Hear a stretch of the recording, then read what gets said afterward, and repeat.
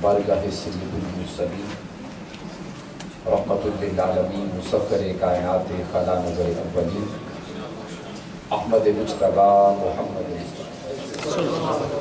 علیہ تحیت والثناء کی بارگاہ میں ذوق شوق محبت اور عفت کے ساتھ بآواز بلند ہدیہ درود و سلام پیش کریں۔ الصلاۃ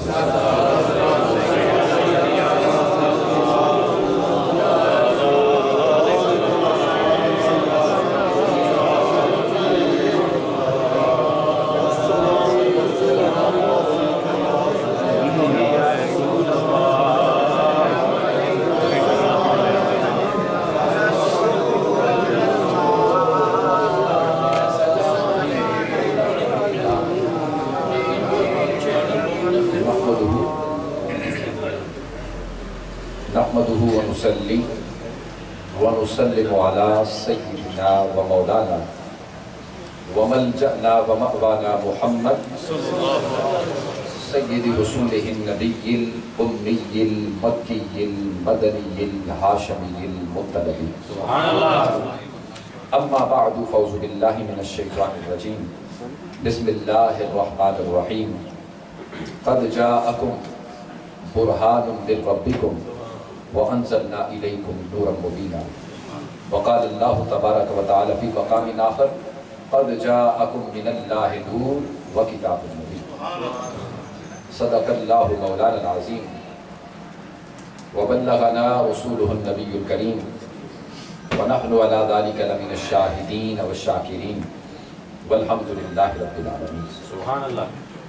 الله رب محمد صلى عليه وسلم نحن عباد محمد صلى عليه وسلم لي خمسة اطفي بها حر الوباء الحاتمة المصطفى والمرتضى وابناهما والفاطمة صلاة وسلاما عليك يا رسول الله وعلى آلك وأصحابك وأزواجك سيدي يا حبيب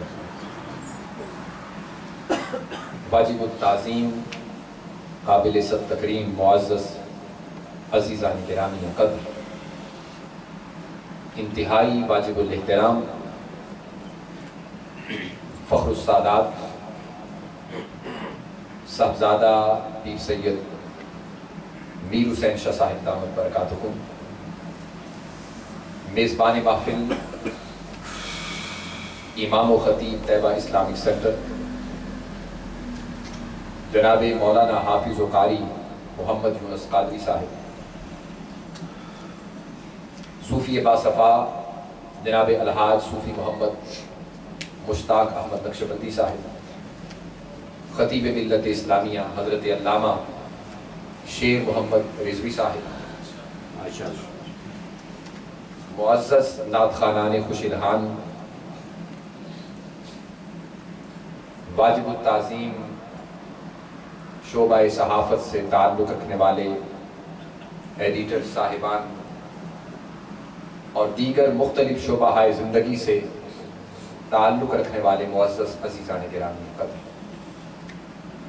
اللہ جل مجدہ کی توفیق اور حضور علیہ السلام کی نگاہ اقدس کے تصدق سے بحمد اللہ تعالی طیبہ اسلامک سینٹر میں سالانہ محفل میلاد مصطفیٰ میں حاضر اللہ جل مجدہ کی بارگاہ میں التجا ہے کہ رب کائنات میری اور آپ کی حاضری کو اپنی بارگاہ میں قبول و منظور فرمائے اور اس ماہ مبارک کے تصدق سے بالخصوص ہم سب اور بالعموم جمیع عالم اسلام کی مشکلات کو دور فرما کر ان کے سینوں کو عشق مصطفیٰ کے زیور سے آراستہ عزیزان گرامی قدر جو میں نے آیت کریمہ عنوان گفتگو کے طور پر تلاوت کرنے کا شرف حاصل کیا ہے اللہ کی بارگاہ میں التجا ہے کہ رب کائنات مجھے بیان کرنے اور ہم سب کو سمجھنے کی توفیق عطا فرمائے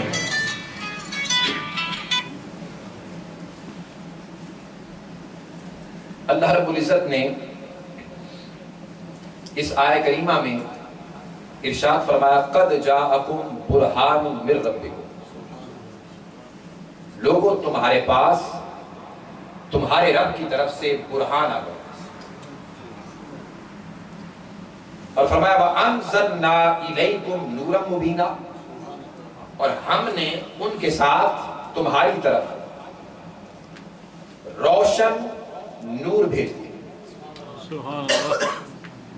دوسری آیت کریمہ میں نے تلاوت کی، اللہ پاک نے فرمایا قد جاءکم من اللہ نور وکتاب مبین، لوگوں تمہارے پاس اللہ کی طرف سے نور اور روشن کتاب۔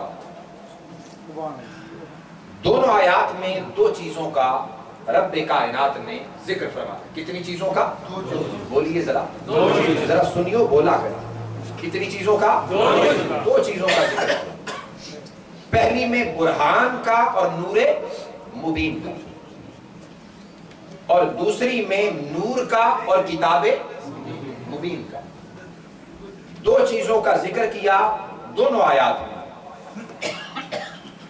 اب مفسرین لکھتے ہیں کہ برہان جو پہلی آیت کریمہ میں نے پیش کی، فرمایا برہان سے مراد محمد مصطفیٰ کی، البرہان ہوا محمد صلی اللہ علیہ وسلم، کہ برہان سے مراد تاجدار کائنات کی ذات۔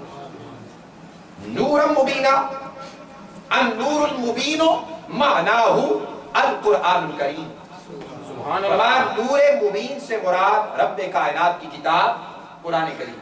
سبحان اللہ۔ جبکہ دوسری آیت میں اللہ پاک نے فرمایا قد جاءکم من اللہ نور، فرمایا اس نور سے مراد ہوا محمد صلی اللہ علیہ وسلم، اس سے مراد تاجدار کائنات کی ذات پاک ہے۔ وَكِتَابٌ مُبِينٌ، الکتاب المبین معناہ القرآن الکریم، فرمایا کتاب مبین سے مراد قرآن کریم۔ سو میں بات کرنے والا ہوں برہان پر۔ یاد رکھیے نور کا معنی ہوتا ہے جو خود بھی روشن ہو دوسرے کو بھی روشن کرے۔ نور کسے کہتے ہیں؟ جو خود بھی روشن ہو اور دوسرے کو بھی روشن کرے۔ اللہ پاک نے قرآن کو بھی نور کہا،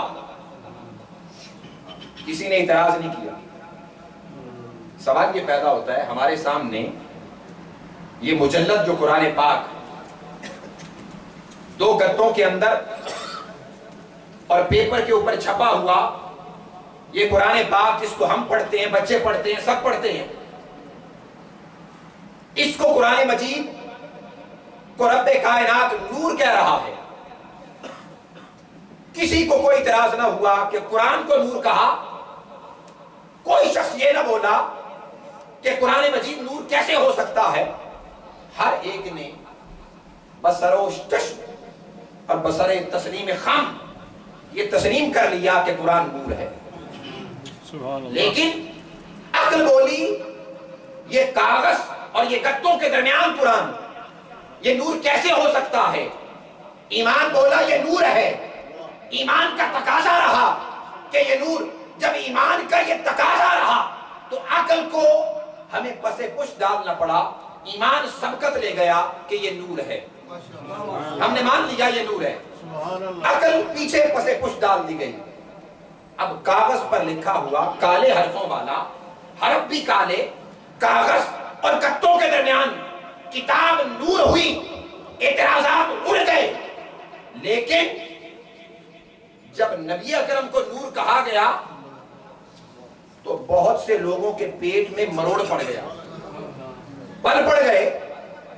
قرآن نور کہا، کسی کے پیٹ میں بل نہ پڑا۔ قرآن کو کتاب مبین کہا، کسی کے پیٹ میں بل نہ پڑا۔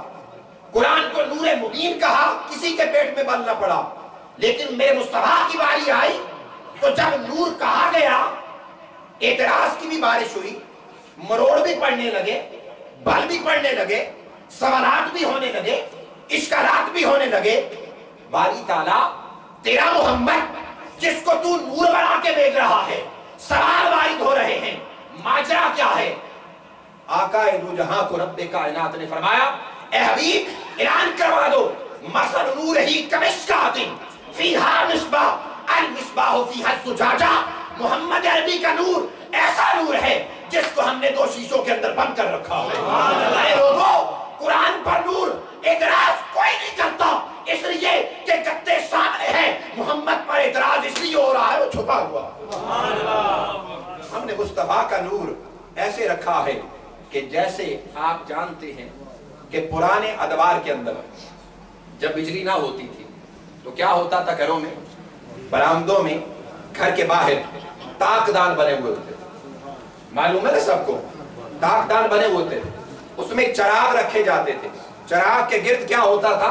شیشہ، اور وہ اندر قندیل جل رہی ہوتی تھی۔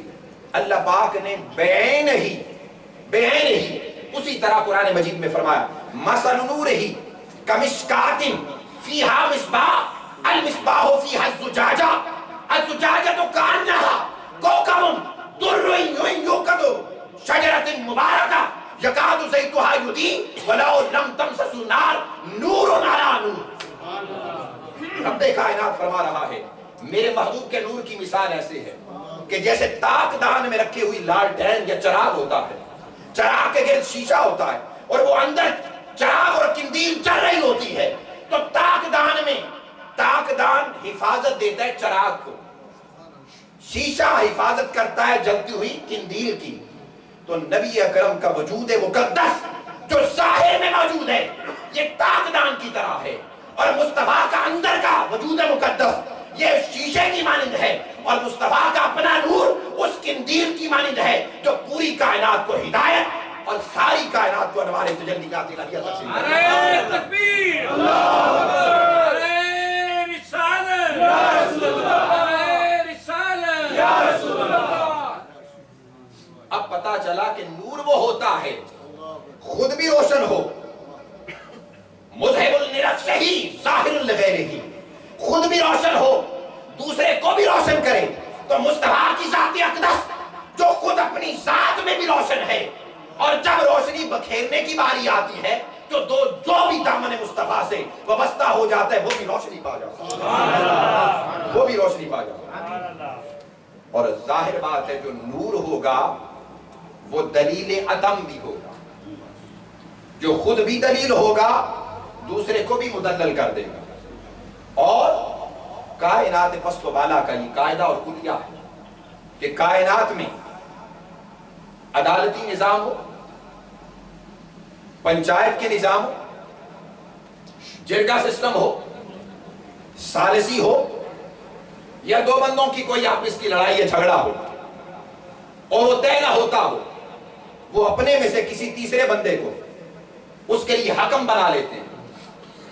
تو جب آپ عدالت میں جائیں، خاص سول کورٹ ہو، سیشن ہو، ہائی کورٹ ہو، سپیریئر کورٹ ہو، یا حتیٰ کہ صدر کے پاس بھی چلے جائیں، یا بڑی سے بڑی عدالت ورلڈ کورٹ میں بھی چلے جائیں، تو آپ کیا کرتے ہیں؟ سب سے پہلے جرگے کے سامنے بھی، پنچایت کے سامنے بھی آپ دعویٰ دائر کرتے ہیں۔ کیا کرتے ہیں؟ دعویٰ۔ دعوے کو جج، مفتی، قاضی، جسٹس پڑھتا ہے، اس پر ایشوز فریم ہوتے ہیں، ان کے بعد اس پر گواہیاں ہوتی ہیں، گواہیاں ہونے کے بعد بحث ہوتی ہے، بحث ہونے کے بعد جج پورے اس مقدمے کی تفصیل کے ساتھ سٹڈی کرتا ہے، اور کرنے کے بعد پھر اس کے لیے ڈیسیژن میک کر دیتا ہے، فیصلہ لکھ دیتا ہے۔ یہ کائنات کا ایک نظام ہے، گواہ بھی ہوتے ہیں، دعویٰ بھی ہوتا ہے، گواہ بھی ہوتے ہیں، بحث و تمہیس بھی ہوتی ہے، جرا بھی ہوتی ہے، اور پھر اس کے بعد لا کی روشنی کے اندر اس کا ڈیسیژن اور فیصلہ دیا جاتا ہے۔ لیکن قربان جاؤ عظمت الہیہ پر اور اس کے کائنات اور اس عالم شہادت میں بھیجے ہوئے علیحدہ دعوے پر کہ جس کا انوکھا نظام ہے کہ رب کائنات نے فرمایا عالم شہادت ایک کائنات کی عدالت، دیکھو میں سب سے بڑا مدعی ہوں اور اس کائنات کا مدعی میں دعوی مصطفیٰ کر رہا ہوں، اور جب میں دعوی مصطفیٰ کروں تو اس دعوی مصطفیٰ کے لیے کسی خارجی دلیل کی ضرورت نہیں، کسی ظاہری دلیل کی ضرورت نہیں، کسی اور بندے کی آپ کی گواہی کی ضرورت نہیں، حتیٰ کہ یہ دعوی ایسا ہے کہ میری توحید کی باری بھی آئے گی تو محمد گواہی عطا کرے گا، محمد گواہی دے گا۔ اب ہم مدعی بن کر دعویٰ کرتے ہیں۔ مولا کون سا دعویٰ کر رہا ہے؟ فرمایا قد جاءکم